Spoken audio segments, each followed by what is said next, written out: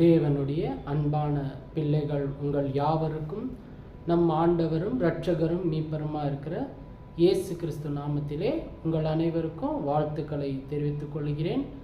தேவன் ஆவியா இருக்கிறார். அவரை தொழுது கொள்கிறவர்கள் ஆவியோடு உண்மையோடு தொழுது கொள்ள வேண்டும் என்று தேவனுடைய சத்தியம் நமக்கு இப்படியாக போதிக்கிறது. இந்த நாளிலும் ஒரு பாடத்துக்குள்ளாக போகலாம். நாம் ஒரு சிறிய ஜெபம் ஜபித்து இந்த பாடத்துக்குள்ளாக போகலாம். கண்களை மூடி நாம் தலைகளை தாழ்த்தி ஜெபம் செய்வோம். வானமும் பூமியையும் படைத்த பரலோகத்தின் நல்ல தகப்பனே, இந்த அருமையான மனமகிழ்ச்சியான நாளுக்காக உமக்கு நன்றி தகப்பனே.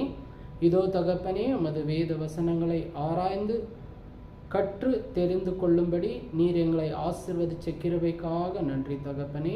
இதை கேட்கிற ஒவ்வொரு உள்ளங்களையும் நீர் சத்தியத்தில் வழி நடத்தும்படி உம்மை கெஞ்சி மன்றாடுகிறேன் அப்பா. பிதாவே, ஆரம்பம் முதல் முடிவரை எங்களோடு இருந்து எங்களை வழி நடத்த வேண்டும் என்று எங்கள் மீட்பரும் மேய்ப்பரும் இரட்சகருமா இருக்கிற இயேசு கிறிஸ்துவின் நாமத்தில் ஜெபிக்கிறேன் ஜீவனுள் நல்ல தகப்பனே, ஆமேன். இந்த நாளிலும் தேவனுடைய வார்த்தையே தேவனுடைய புத்தகத்திலிருந்து நம்ம பார்ப்போம். ஏன்னா வேத வசனம் தேவ வார்த்தையினால் உண்டாக்கப்பட்டது. அந்த வார்த்தை தான் நமக்கு இன்னைக்கு கையில் இருக்கிறது. அதை கொண்டு தேவனுடைய சத்தியத்தை தியானிப்போம். இந்த வேத பாடம் என்னன்னா, அநேக மனிதர்கள் தேவனுடைய வசனத்தை பொய்யாக மாற்றுகிறார்கள். ஏன்னா அவங்களுடைய இருதயத்துக்கு தோன்றது அந்த வசனத்தை அதுக்குள்ள வைத்து சொல்கிறார்கள். ஆனால் நாம் எப்படி இருக்கணுமா? இந்த வேத வசனம் கூறுகிறது. 2 கொரிந்தியர் 2ஆம் அதிகாரம் 17வது வசனம், அநேகரை போல நாங்கள் தேவ வசனத்தை கலப்பாய் பேசாமல் துப்புரவாகவும் தேவனால் அருளப்பட்ட பிரகாரமாகவும் கிறிஸ்துவுக்குள்ளே தேவ சந்நிதியில் பேசுகிறோம். இப்போ என்னுடைய சொந்த கருத்து அல்ல, இல்லை நான் உங்களை என்னுடைய வார்த்தையினால, என்னுடைய இருதயத்திலேருந்து வர அந்த வார்த்தையினால, சிந்தனையினால உங்களை ஏமாற்றுவதில்லை. தேவனுடைய சத்தியத்தை சத்தியத்தின்படி சொல்வது தான் தேவன் எனக்கு கொடுத்திருக்கிற ஒரு வேலை. அந்த வேலையை இந்த மனிதர்கள், உலகத்தில் இருக்கிற இந்த மனிதர்கள் கலப்பாய் பேசுகிறார்கள். அப்போ நாம் பேசுகிற பேச்சை தேவனிடத்தில் கணக்கு ஒப்பு கொடுக்கணும். அப்போ அவங்க பேசுகிற பேச்சுக்கு என்ன தண்டனை, தேவன் அதையும் நமக்கு தெளிவாக சொல்லியிருக்கிறாரு. ஏன்னா பிசாசானவன் அநேக இடத்தில் தேவனுடைய வார்த்தையை கேட்குற, சத்தியத்தின்படி சத்தியத்தை கேட்குற மனிதர்களையும் சில நேரங்களில் குருடாக்கி வச்சிருக்கிறோம். அப்போ உலக மக்கள் எப்படி இருக்கிறாங்க பாருங்க. என்ன சொல்லுது பாருங்க வசனம். 2 கொரிந்தியர் 4ஆம் அதிகாரம் 4வது வசனம், தேவனுடைய சாயலாய் இருக்கிற கிறிஸ்துவின் மகிமையின் சுவிசேஷத்தின் ஒளி அவ்விசுவாசியாகிய அவர்களுக்கு, இந்த அவர்களுக்கு அவ்விசுவாசி 2 மனதில் வைத்துக்காங்க. ஏன்னா வேத வசனத்தின்படி நடக்கிறவங்க தேவனுடைய பிள்ளைகள். தேவனுடைய வசனத்தை கேட்டோம் அதன்படி நடக்காதவங்கள தான் அவ்விசுவாசிகள்னு சொல்றாரு. அதை நம்ம மாற்றிக்கொள்ள இது ஒரு நல்ல பாடமாக இருக்கும். அவர்களுக்கு பிரகாசமாய் இராதபடிக்கு பிரபஞ்சத்தின் தேவன். நல்லா யோசனை பண்ணுங்க. ஏன்னா இயேசு கிறிஸ்துவ பிசாசானவன் மயக்கும்போது இதே தான் காட்டும். இந்த உலகத்தில் சகல அதிகாரங்கள் எனக்கு கொடுக்கப்பட்டிருக்குது, ராஜ்யங்களும் எல்லாமே, நீ என்னை மண்டியிட்டு வணங்குகின்ற. அப்போ நாம் இந்த வேத வசனங்களை உலகத்தின் ஒரு ஆசைக்காக, உலகத்தின் ஒரு வாழ்க்கைக்காக, உலகத்தின் சில பேருக்கு தேவையான பொருள்களுக்காக இந்த வசனத்தை தவறாக உபயோகப்படுத்தி இருக்கிறார்கள். அதை தான் இங்கே சொல்றாங்க. பிரபஞ்சத்தின் தேவனாகிய அவர்களுடைய மனதை குருடாக்கினான். இந்த குருடாக்கினான். ஏன்னா இயேசு கிறிஸ்து ஒரு விஷயம் சொல்றாரு, குருடனுக்கு குருடன் வழிகாட்ட முடியுமோ. அப்போ வேத வசனத்தின்படி தானே நம்ம தேவனுடைய சத்தியத்தை போதிக்கணும். உங்கள் இருதயத்தில் எல்லாருக்கும் ஒரு கேள்வி இருக்கும். நான் இன்னைக்கு எடுக்க போகிற பாடமே அதுதான். பிதாவாகிய தேவன், குமாரனாகிய தேவன், பரிசுத்தமாகிய தேவன், 3 பேரும் தனித்தனி நபர்களாக இருக்கிறாங்களா, இல்லை 3 பேரும் ஒருவரா, இல்லை 3 பேரும் ஆவி, ஆத்மா, சரீரம்னு தனித்தனியாக நபராக இருந்தாலும் 3 பேர் சேர்ந்து இருக்கிறாங்க. ஆனால் நிறைய பேருடைய கேள்வி இப்படியே தான் இருக்குது. ஏன்னா நம்மளுடைய எண்ணம் எல்லாம் எப்படி இருக்கும் தெரியுங்களா? நாம் சொல்கிற மாதிரி தான் நம்மளுடைய எண்ணமும் இருக்கும். ஆனால் தேவனுடைய எண்ணம் அப்படி கிடையாது. ஏசாயா 55:8 சொல்கிறாரு, என் நினைவுகள் உங்கள் நினைவுகள் அல்ல, உங்கள் வழிகள் என் வழிகள் அல்லவென்று கர்த்தர் சொல்லுகிறார். பழைய ஏற்பாட்டில் ஏசாயா சொல்கிறாரு. ஏன்னா நம்ம யோசிக்கிற சிந்தனை, செயல்கள் எல்லாமே இந்த பூமிக்குரியது தான். இதுக்கு மேலே யோசிக்க மாட்டேன். அப்போ இந்த பூமியில் சொல்கிற மாதிரி, உதாரணத்துக்கு சொல்கிறாங்க, முட்டை, அதுக்குள்ளே இருக்கிற வெள்ளை, அதுக்குள்ளே இருக்கிற கரு, இப்படி தான் தேவனுடைய ஒரு அமைப்பாக இருக்குது. அது தவறு, முற்றிலும் தவறு. ஏன்னா இயேசு கிறிஸ்து எப்போதும் பொய் சொல்ல மாட்டார். நமக்கு எல்லாமே தெரியும் இயேசு எப்படியாப்பட்டவர்னு. நம்ம வேதத்தை நிறைய தடவை ஆராய்ந்து பார்த்துருக்குறோம். அவர் சொல்லுறார் பாருங்க, அந்த வசனம் எவ்வளோ தெளிவாக இருக்குங்க. யோவான் 1:18 நம்ம வாசிக்க கேட்போம். தேவனை ஒருவனும் ஒரு காலமும் கண்டதில்லை, பிதாவின் மடியில் இருக்கிற, இதை குறித்து கொள்ளுங்க, பிதாவின் மடியில் இருக்கிற யாருன்னா இயேசு கிறிஸ்து, ஒரே பேரான குமாரன் அவரே வெளிப்படுத்தினார். இப்போ இயேசு கிறிஸ்து தான் சொல்றாரு, தேவனிடத்திலிருந்து நான் ஒருவர் தான். அப்போ இங்கே எத்தனை நபர் இருக்கிறாங்க நீங்கள் யோசிச்சு பாருங்க. ஒருவேளை நீங்கள் சொல்கிற மாதிரி இயேசு கிறிஸ்துவும் பிதாவும் பரிசுத்தாவியும் 3 பேரும் ஒன்றுன்னா, அப்போ இந்த வசனத்துக்கு நீங்கள் என்ன சொல்கிறீங்க? அப்போ இயேசு கிறிஸ்து போய் சொல்கிறாரா? அப்படி அல்ல. ஏன்னா அவர் தெளிவாக சொல்கிறார், பிதாவை ஒருவனும் ஒரு காலமும் கண்டதில்லை. அப்போ இந்த உலக மக்கள் சொல்கிற அந்த வார்த்தையிலிருந்தே இந்த நம்ம செய்திக்குள்ளாக நம்ம போகலாம். ஏன்னா உலக மக்கள் சொல்கிற அந்த வார்த்தை எதுனா, யோவான் 10:30 என்ன சொல்கிறாங்க? நானும் பிதாவும் ஒன்றாய் இருக்கிறோம் என்றார். இந்த வசனத்தை எடுத்திருக்கிறாங்க பாருங்க. இயேசு கிறிஸ்துவே சொல்கிறாரு, நானும் பிதாவும் ஒன்றாய் இருக்கிறோம். நான் நிறைய தடவை எல்லா சகோதரர்களுக்கும் சொல்வது உண்டு, ஒன்றுனா ஒன்றுக்கு மேற்பட்டது தான் ஒன்றுன்னுவாங்க. ஒன்றுனா அது தனிநபர், ஒன்றுனா ஒரு குடும்பமாக கூடி இருக்கிறது, ஒன்றுக்கு மேற்பட்டவர்கள். இந்த ஒரு கொஷனுக்கு நம்ம ஆன்சரை கண்டுபிடிக்குவோமா? கேள்வி பதில் தமிழ்லேயே உங்களுக்கு சொல்கிறேன். அந்த பதில் என்ன பாருங்க, யோவான் 17:20 21, 22 நம்ம அதை திட்டமாக வாசிக்கலாம், உங்களுக்கு அந்த பதில் கிடைக்கும். நான் இவர்களுக்காக வேண்டிக் கொள்கிறதல்லாமல், இங்கே யார் பேசுறதுன்னா இயேசு கிறிஸ்து பேசி நிற்கிறார் சீஷர்களோடு. அந்த தோட்டத்திலேருந்து அவர் தேவனிடத்துல வேண்டுகிறார். அப்போ பேசுகிறாரு, இவர்களுக்காகனா 12 அப்போஸ்தலர்களுக்காக அவர் சொல்கிறது. அப்போஸ்தலர் அங்கே இருக்கிறாங்க. இவர்களுக்காக வேண்டிக் கொள்கிறதல்லாமல் இவர்களுடைய வார்த்தையினால் என்னை விசுவாசிகளுக்காகவும் வேண்டிக் கொள்கிறேன். இங்கே இயேசு கிறிஸ்து பிதா கிட்ட வேண்டின்னு இருக்கிறார். தனித்தனி நபராக தான் இருக்கும். ஏன்னா ஒருத்தர் இன்னொருத்தர்கிட்ட வேண்டுறாங்கன்னா தனி நபராக இருந்தால் தான் வேண்ட முடியும். தனக்கு தானே வேண்டிக்கினா ஒருத்தர். அப்போ இவரு பிதா கிட்ட வேண்டின்னு இருக்கிறாரு. இங்கே பாருங்க, இது முக்கியமானது. 21 அவர்கள் எல்லாரும் ஒன்றா இருக்கவும். இங்கே என்ன சொல்றாரு? அப்போஸ்தலர்கள் எல்லாரும் ஒன்றா இருக்கவும். இப்போ அப்போஸ்தலர்கள் எத்தனை பேர்னா 12 பேர். ஒன்றானா ஒரு நபரா இல்லை 12 பேரா? இயேசு கிறிஸ்துவே சொல்றார், அவர்கள் எல்லாரும் ஒன்றாய் இருக்கவும். அப்படின்னா அப்போஸ்தலர்கள் எல்லாரும் ஒன்றாய் இருக்கவும். இங்கே ஒன்றுன்றது ஒன்றுக்கு மேற்பட்டதுன்னு நீங்கள் தெரிஞ்சுக்குவீங்க. ஏன்னா மேலே கேள்வி நம்ம பார்த்தோம், நானும் பிதாவும் ஒன்றாய் இருக்கிறோம். இப்போ இயேசு கிறிஸ்து சொல்றாரு, அவர்கள் எல்லாரும் ஒன்றாய் இருக்கவும், அப்போஸ்தலர்கள் எல்லாரும் ஒன்றாய் இருக்கவும். பிதாவே, நீர் என்னை அனுப்பினதை உங்கள்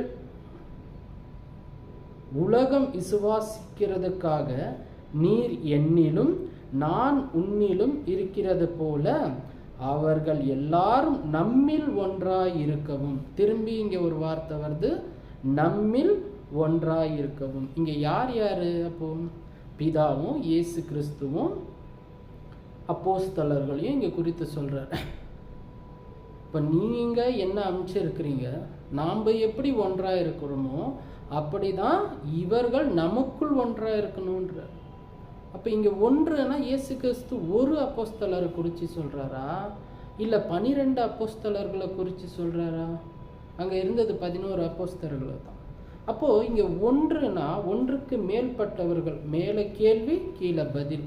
இதை நல்லா திட்டமா நீங்க வேத வசனத்தை வீட்டில் உட்கார்ந்து எடுத்து பாருங்க, அப்போ உங்களுடைய பதில் அங்கேயே கிடைக்கும். ஏன்னா நிறைய பேர் இந்த வேத வசனங்களுக்கு மாறுபட்டு பேசின்னு இருக்கிறாங்க. அது தெளிவான ஒரு சத்தியம் கிடையாது. சத்தியத்தை அறிந்து கொள்ளணும்னா வேதத்தை தருங்க, அதை நன்றாய் திட்டமாய் வாசிங்க. ஏன்னா தேவனுடைய எண்ணத்தின்படி இந்த வேத வசனத்தை வாசிங்கன்னா அதுக்கு பதில் கிடைக்கும். இல்லை மனிதர்கள் சொல்கிற, சில போதகர்கள் சொல்கிற வேத வசனத்தின்படி நீங்கள் அதை தியானித்தீங்கன்னா அதுக்கு பதிலே கிடைக்காது. அப்போ இங்கே நமக்கு பதில். ரெண்டாவது ஒரு கேள்வி, பிலிப்பு 2ஆம் அதிகாரம் 6வது வசனம்.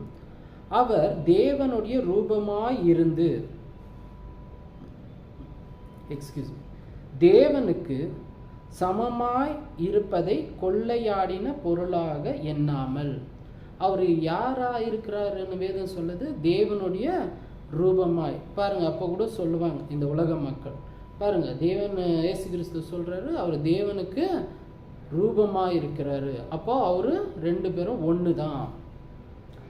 அப்போ இந்த ஒரு கேள்விக்கு நம்ம பதிலும் கண்டுபிடிக்கலாம், அதுவும் வேத வசனத்துல இருக்கு. யோவான் 14ஆம் அதிகாரம் 8-9 வசனத்துல நம்ம வாசிக்கும் போது, பிலிப்பு அவரை நோக்கி, ஆண்டவரே, பிதாவை எங்களுக்கு காண்பியும்,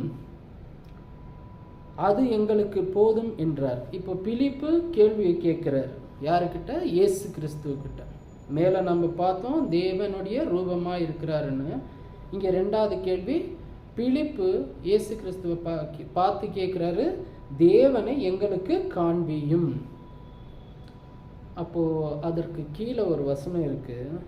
அதற்கு இயேசு, பிலிப்புவே, இவ்வளவு காலம் நான் உங்களோடு கூட இருந்து நீ என்னை அறியவில்லையா? என்னை கண்டவன் பிதாவை கண்டான். அப்படி இருக்க பிதாவை எங்களுக்கு காண்பியும் என்று நீ எப்படி சொல்லுகிறாய்?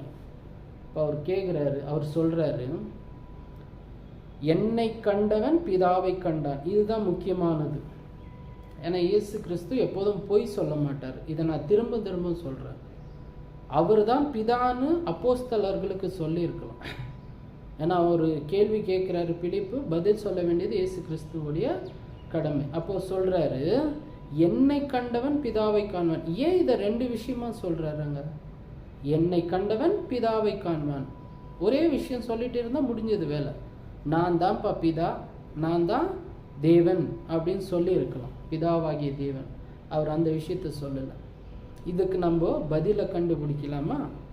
இங்க 2 கேள்விக்கு பதில் பாருங்க. தேவனுடைய ரூபமா இருக்கிறேன்னு சொல்லிட்டாரு, என்னை கண்டவன் பிதாவை காண்பான்னு சொல்லிட்டாரு. இப்போ நம்ம ஆதியாகமம் 1ஆம் அதிகாரம் 26வது வசனத்தை வாசிக்க கேட்போம். அங்க கேள்வி, இங்க பதில் இருக்கு பாருங்க. பின்பு தேவன் நமது சாயலாகவும் நமது ரூபத்தின்படியையும் மனுஷனை உண்டாக்குவோமாக. நல்லா ஞாபகம் வச்சுக்கோங்க. ரூபம், என்னை கண்டவன் பிதாவை காண்பான். அங்கே சொன்னதுக்கு பதில் பாருங்க, இங்கே இருக்கு. பின்பு தேவன் நமது சாயலாகவும் நமது ரூபத்தின்படியும். இப்போ யாரை உண்டாக்குறாரு? நமது சாயல், நமது ரூபம். அங்கே முதல் வார்த்தையே நமது அப்படின்னா ஒன்றுக்கு மேற்பட்டவர்கள் இருக்கிறாருன்றது அது ஒரு விஷயம். இந்த நமது சாயல், நமது ரூபம், என்னை கண்டவன் பிதாவை கண்டான். இயேசு கிறிஸ்துவை பார்த்தா பிதாவை பார்த்த மாதிரி. ஆதாம் ஏவாளை பார்த்தா யாரை பார்த்த மாதிரி? நீங்கள் யோசிச்சு பாருங்க. ஏன்னா இது உங்களுக்கே விட்ற இந்த முடிவு. ஏன்னா ஆதாம் ஏவாளை மண்ணினால் படிக்கப்பட்டது. அவங்களுக்கு ஜீவ சுவாசனை ஊதினார், அவங்க ஜீவ ஆத்மா ஆனாங்க. அப்போது ஆதாம் ஏவாளை பார்த்தா தேவனை பார்த்த மாதிரியா? இது சரியான பதிலா? நீங்கள் கொஞ்சம் சிந்திச்சு பாருங்க. ஏன்னா இயேசு கிறிஸ்து என்னை கண்டவன் பிதாவை கண்டான்னு சொல்கிற விஷயம் எல்லாம் பிதா என்ன செய்யணும்னு நினைக்கிறாரோ அதுதான் இயேசு கிறிஸ்து செஞ்சார். அதை தான் அவர் சொல்கிறாரு. அவர் சொன்ன வார்த்தையை தான்ப்பா, அவர் சொன்ன சத்தியத்தை தான்ப்பா நான் உங்களுக்கு சொல்கிறேன். நானாக எதுவுமே சுயமாக உங்களுக்கு சொல்லலை. அப்போது இங்கே ஆதி ஆகமத்தில் ஆதாம் ஏவாள் பற்றி நம்ம பார்க்கும்போது, நம்ம ஆதாம் ஏவாளை பார்த்தா தேவனை பார்த்த மாதிரினா அது தவறாக இருக்கும் இல்லைங்களா? யோசிச்சு பாருங்கள். அதனால தான் அங்கே சொல்கிறார் இயேசு கிறிஸ்து, என்னை கண்டவன் பிதாவை கண்டான். அப்போது நான் தேவனுடைய திட்டத்தின்படி இங்கே வந்திருக்கிறேன். ஏன்னா தேவனுடைய ரூபம்ன்றது அவ்வளோ ஒரு சாதாரண விஷயம் இல்லை. அவர் பரிசுத்தமானவர், நீதியானவர். அப்போ அந்த ஒரு தேவனை போல இயேசு கிறிஸ்து வாழணும்னா மிக கடினமானது. அப்போ அந்த ஒரு சாயலை குறித்து தான் அங்கே சொல்கிறார். அதற்கு பதில் இந்த ஆதியாகமம் 1ஆம் அதிகாரம் 26வது வசனத்தில் இருக்குது. இங்கே சாயலோ ரூபம்ன்றது தேவனுடைய குணங்கள். ஏன்னா ஆதாம் ஏவாளை படிக்கும் போது பரிசுத்தத்தோடு தேவனுடைய குணங்களை கொண்டு படித்தார். அவங்களுக்கு எல்லா தேவனுடைய பரிசுத்தமும் இருந்தது. அதை தான் அவங்க கெடுத்துக்கினாங்க. சரி, இத்தனை நேரம் நம்ம கேள்விக்கு பதிலை பார்த்தோம். இப்போ 3 பேரும் தனித்தனி நபர்களா இல்லை ஒரே நபரான்றது நம்ம இந்த கேள்வி பதிலே பார்த்தோம். அதை பார்ப்போம். ஏன்னா கேட்பாங்க இல்லைங்களா? சரி, நீங்கள் கேள்விக்கு இந்த பதிலை சொல்லிட்டீங்க, வசனத்தின் மூலியமாக தனித்தனி நபர்னு எப்படி நிரூபிப்பீங்க? சரி, நம்ம அதை கூட பார்ப்போம். ஏன்னா தேவனுடைய சத்தியத்தின்படி நாம் அவங்க கேள்வி கேட்டால் பதிலை சொல்ல வேண்டியது தேவனுடைய பிள்ளைகளாக இருக்கிற நம்ம மேல் விழுந்த கடமையாக இருக்கிறது. இங்கே பிதாவானவரையும் ஆவியானவரையும் குமாரனையும் 3 பேரும் தனித்தனி நபர்ன்றதுக்கு வேதவசனத்தில் அநேக சாட்சிகள் உண்டு. இப்போ இங்கே வாசிக்கலாம். ஆதியாகமம் 1ஆம் அதிகாரம் 1வது வசனம். ஆதியிலே தேவன் வானத்தையும் பூமியையும் சிருஷ்டித்தார். இப்போ அவர் உண்டாக்குனவர் ஒரு தேவன். அவர் என்ன பண்ணுறாங்க? வானத்தையும் பூமியும் சிருஷ்டித்தார். யாருன்னா தேவன், முதல் நபர். ஞாபகத்தில் வச்சுக்கோங்க. ஆதியாகமம் 1ஆம் அதிகாரம் 2வது வசனம். பூமியானது ஒழுங்கின்மையும் வெறுமையுமாய் இருந்தது, ஆழத்தின் மேல் இருள் இருந்தது, தேவ ஆவியானவர் ஜலத்தின் மேல் அசைவாடி கொண்டு இருந்தார். இங்கே தேவன் படைக்கிறாரு, தேவ ஆவியானவர் ஜலத்தின் மேல் அசைவாடி கொண்டு இருக்கிறார். 2வது நபர். ஏன் இதை தேவன் பிரித்து சொல்கிறாருன்னு கூட சில பேர் யோசிக்கிறது. ஏன்னா அங்கே எல்லா இடத்துலையும் தேவனுன்னு சொல்லிட்டுக்கலாமே. தேவன் பூமியின் மேல் அசைவாடி கொண்டு இருப்பது பிதாவாகிய தேவன்னு சொல்லியிருக்கலாமே. ஆதியிலே தேவன் வானத்தையும் பூமியும் படைத்தாருன்னு தேவன்னு சொல்லும் போது 2வது வசனத்துலேயும் தேவன்னு சொல்லியிருக்கலாமே. ஏன் தேவ ஆவியானவர்னு சொல்கிறாரு? அது கூட நம்ம சிந்திக்கிறதுக்கு நமக்கு நேரம் இல்லை. அப்போ தேவனுடைய சத்தியத்தை மனிதர்கள் கலப்பாய் பேசுகிறது தான் நம்ம காதுக்கு இனிமையாக இருக்குது. அப்போ பாருங்க, 2வது நபர். 3வது நபர் யோவான் 1ஆம் அதிகாரம் 1-2 வசனத்தில் இயேசு கிறிஸ்து தெளிவுபடுத்துறாரு. ஆதியிலே வார்த்தை இருந்தது. நல்லா யோசிச்சு பாருங்க. ஆதியிலே வார்த்தை இருந்தது, அந்த வார்த்தை தேவன் இடத்தில் இருந்தது. இப்போ அவர் தேவன்ன்றாரு. தேவன் இடத்தில் இருக்கிறவர் யாரு? தேவனாய் இருக்கிறவர் யார்? ஆதியிலே வார்த்தை இருந்தது, அந்த வார்த்தை தேவன் இடத்தில் இருந்தது. ஒரு இடத்துல இருக்கிறது இன்னொரு நபரும் தான், ரெண்டு பேரும் ஒன்று கிடையாதுங்க. அப்போ இந்த வசனம் தெல்ல தெளிவாக போதிக்குது பாருங்க. தேவன் இடத்தில் இருந்தது, அந்த வார்த்தையும் தேவனாய் இருந்தது. நான் இதை தான் முதல்ல சொன்னேன். பிதாவாகிய தேவனும் இயேசு கிறிஸ்துவாகிய தேவனும் பரிசுத்த ஆகிய தேவனும் 3 பேரும் தெய்வத்துவத்தில் ஒன்றா இருக்கிறாங்க. ஆனால் தனித்தனி நபராக தான் இருக்கிறாங்க. அப்போ இங்கே 3 பேர் இருக்கிறாங்கன்றதுக்கு வேத வசனமே சாட்சி கூறும்போது மனிதர்கள் எப்படி சொல்லலாம்? இல்லை, பிதாவும் இயேசு கிறிஸ்துவும் பரிசுத்த ஆவியும் 3 பேர் ஒரே நபர்னு. இங்கே மனிதர்கள் சொல்கிற சாட்சியை நீங்கள் ஏற்றுக்கிற மாதிரி தான் நீங்கள் யாராக இருப்பீங்க? இப்பிரபஞ்சத்தின் தேவனாகிய பிசாசுக்கு நான் சொல்ல வேண்டாம், உங்களுக்கே தெரியும். ஏன்னா தேவன், இயேசு கிறிஸ்து, பரிசுத்தாவி 3 பேரும் சாட்சி கொடுக்குறாங்க. அவங்களே சொல்கிறாங்க, அது கூட நம்ம கேட்க மாட்டோம். அப்போது ரெண்டாவது ஒரு தனி நபருக்கு நம்ம ஒரு வசனத்தை நம்ம பார்ப்போமா? கொஞ்சம் லென்த்தான வீடியோ தான், ஏன்னா எல்லாருக்கும் புரியும் இது. அப்போ தான்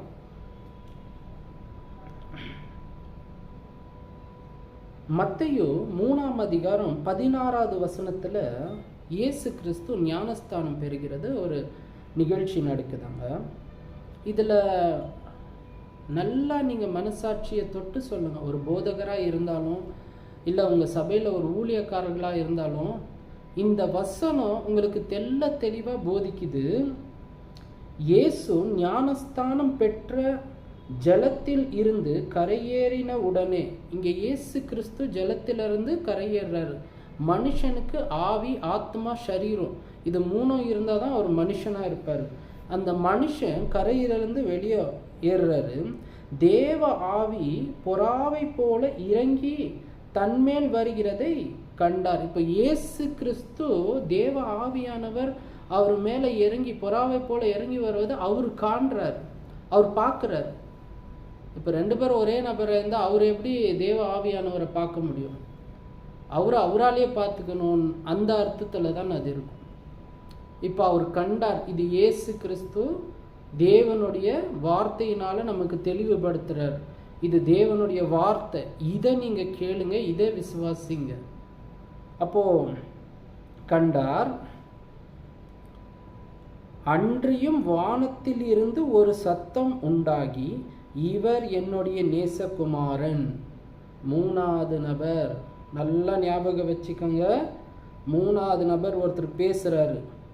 நேசகுமாரன், இவரில் பிரியமாய் இருக்கிறேன் என்று உரைத்தது. இப்போ இயேசு கிறிஸ்து கரையிலிருந்து மேலே வராரு.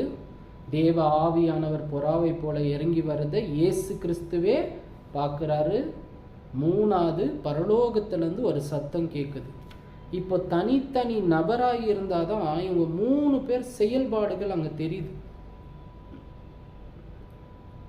இயேசு கிறிஸ்து மிக பரிசுத்தமானவர். ஏன்னா இந்த மாதிரி வார்த்தைகளை சொல்லி ஏமாற்ற ஜனங்கள் இடத்துல நீங்கள் போகாதீங்க. வேத வசனங்களை ஆராய்ந்து பாருங்கள். அப்போ தான் நமக்கு தேவனுடைய சத்தியம் என்னது என்று அறிந்து கொள்ள அந்த ஞானம் தேவன் நமக்கு தருவார். இப்போ அங்கே 3 பேர் தனித்தனி நபராக இருக்கிறத நம்ம பார்த்தோம். யோவான் 14ஆம் அதிகாரம் 16வது வசனத்தை நம்ம கேட்போம். நான் பிதாவை வேண்டிக் கொள்ளுவேன். இயேசு கிறிஸ்து பிதா கிட்ட வேண்டுறாரு. அப்பொழுது என்றென்றைக்கும் உங்களுடனே கூட இருக்கும்படி சத்திய ஆவியாகிய வேறொரு தேற்றவாளன் அவர் உங்களுக்கு தந்தருளுவார். இப்போ நான்ன்றது இயேசு கிறிஸ்து. பிதாவை வேண்டிக் கொள்ளுவேன். இயேசு கிறிஸ்து வேண்டது எல்லாமே பிதாவை இடத்துல தான். அப்போ பிதாவை அவர் வேண்டிக் கொள்கிறார். பிதாவானவர் சத்திய ஆவியாகிய தேற்றவாளனை உங்களுக்கு அனுப்புகிறார். 3. ஏன்னா மனுஷன் உங்களை ஏமாற்றலாம், தேவனுடைய வார்த்தை நிச்சயமாக அது ஏமாற்ற முடியாது. அதுக்கு தான் நம்ம தேவ வசனத்தை தெளிவாக படிக்கிறோம். உங்களுக்கு இன்னும் அநேக இதில் சந்தேகங்கள் இருந்தால் என்னுடைய நம்பர் உங்கள் இடத்துல இருக்கிறது. நீங்கள் ஃபோன் பண்ணுங்கள். நான் தேவனுடைய சத்தியத்தை சொல்ல எப்போதும் ஆயத்தமாக இருக்கிறேன். நம்ம இன்னொரு 2-3 வசனத்தை வாசித்து இந்த செய்தியை நிறைவு செய்யலாம்.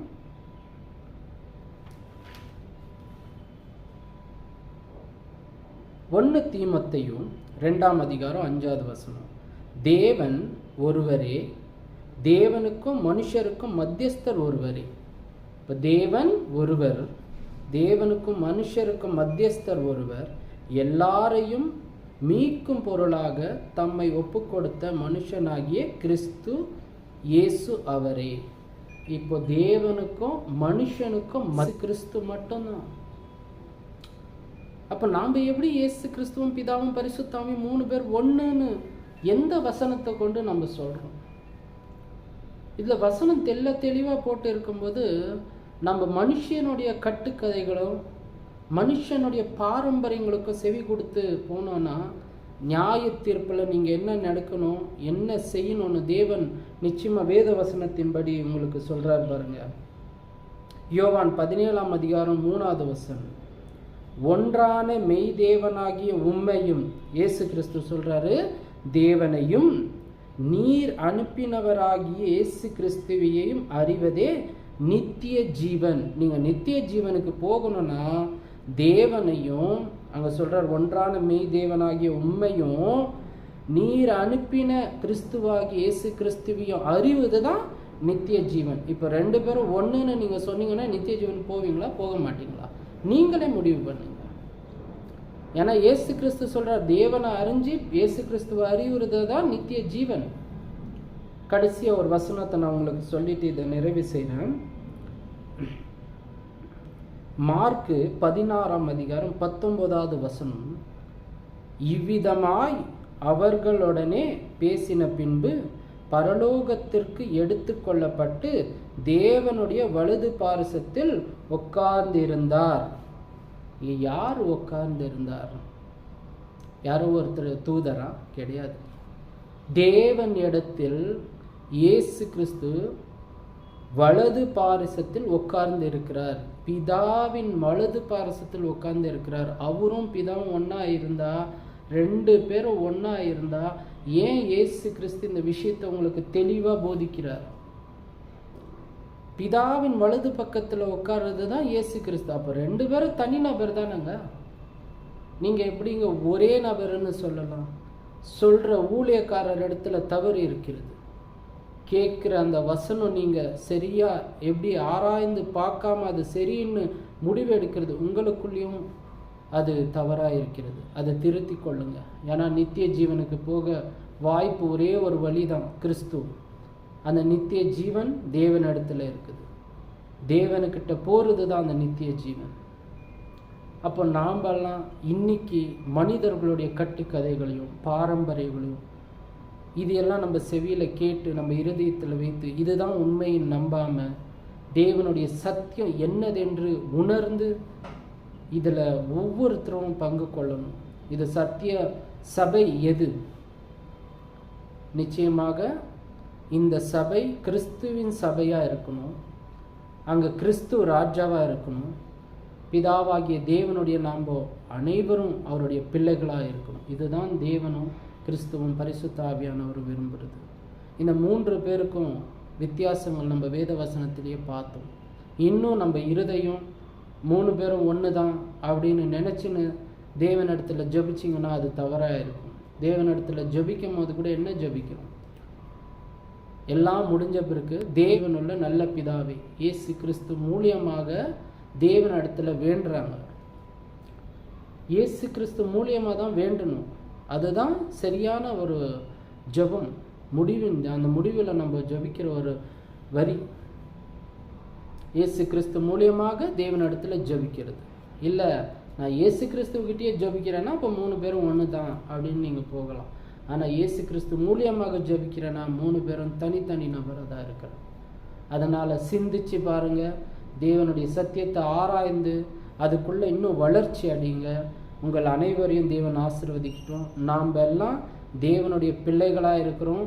அதுக்கு தான் இத்தனை சத்தியம் தேவன் நமக்கு கொடுக்குறாரு. இத்தனை திரளான சாட்சிகள் நமக்கு முன்பாக இருக்குது.